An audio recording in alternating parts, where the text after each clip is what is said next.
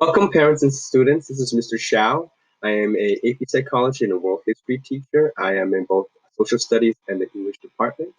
And we are going to be looking at our AP Psychology syllabus and discussing any questions you may have about coming back to school. So if you found my page, you can see that most of the information is organized, especially in way methods of communication. And so communication is key. I use several different forms of communication online during this virtual setting. So we have the email, we have the AP Psychology Remind, and there's also Parent Square. The Parent Square link is here. It's the first link here, and that should take you to Parent Square. Awesome. And the second one is to actually linking you to the district overview and tips on how to use Parent Square. And that would be actually extremely helpful for you too as well, just to kind of look over. And so our syllabus for all our classes are here. So AP Psychology is going to be the first one there. And you go and click on that to go over the syllabus.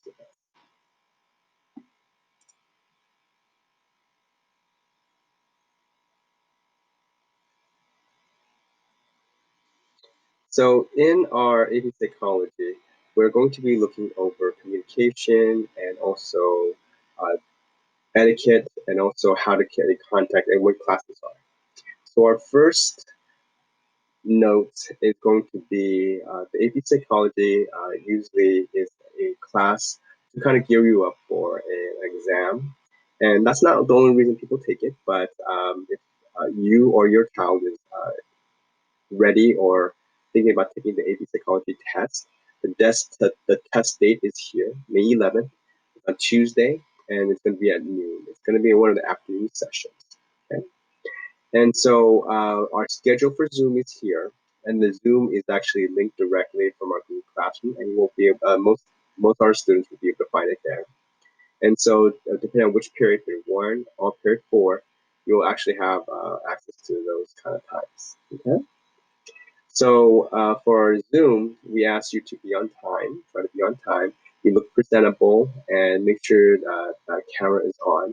It doesn't have to be on the whole time, but just let us know that you're present and you are not just, in but not participating. And which goes to the second part. Participation is going to be a score out of 20% in our class. And so participation is very key into doing this coursework. So upon entering, most of the settings are set for muting, but we ask you to kind of control that when you need to, as well as allowing us to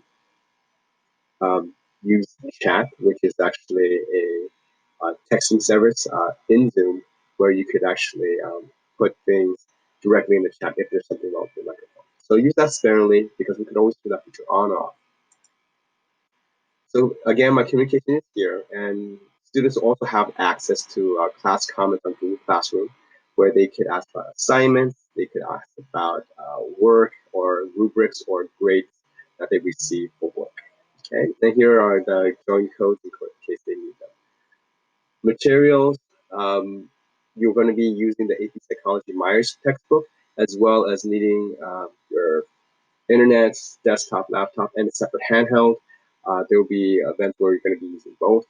And of course, even using a pencil and pen, having that handy is very important. We might actually use other household materials such as paper just to work on items that actually would need some sort of recreation or construction paper, or even items that will be required for some of our labs, which include just looking at different perspectives and replicating some psychology experiments that actually have been going on. Our grade categories are here.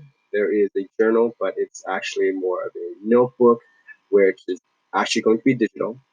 We have assignments activities that's worth 10%, and 20% will be collaboration and participation. So we're going to be asking the kids to work together as well as participating in class. Projects, And then writing assessments are going to be worth 30% of the grade, and that's usually going to be looking at bigger works and larger assignments that we will be assigned. Okay. Grades are listed here. There is no hold harmless policy this semester. Grades are also not rounded. And also in our psychology, there's no D policy because it's considered an honors class. So um, when we do grades, we're going to be looking at just fair percentages, and all points are cumulative. There's no way like weighted grades. It is just based on another score. So if they completed um, about 900 out of 1,000 points, that's going to be an A or A minus. Okay. And so all of our AP exam units and coursework is here, and it'll tell you actually here how much of that is going to be on an AP test. Procedures of late work, there really isn't any late work. If things are turned in late, there'll be a deduction, and after maybe if it's late more than 2 days, there really isn't going to be any type of makeup for that. Tests, however, are the only exception. So if you are missing a test, you will be able to retake that test. If it's before, you could actually take it before the test itself. But if it's after, you will actually have to be, most students will actually take a written instead of any kind of multiple choice or whatever type of test is going to be set up for. So deadlines for AP exam signups are in November, and so they've been pushing for earlier signups, and this way kids can know to invest the time or not to. And this way, it really kind of helps us plan ahead for May 11th. Student resources are also available. There is the Clever, which actually has a host of all the different web links that we're going to be using. And so these are just some of the programs the kids will be looking at. And if you have questions on that, you can go ahead and ask me on different aspects of that. But aside from that, these are most of the items that we're going to be looking at, and hopefully we covered everything. If you have any more questions, feel free to email on Thursday, 5:30 to 6:30. Usually we'll be looking at those and responding to that problem. Okay, well, thank you for coming to our open house, and we will see you soon.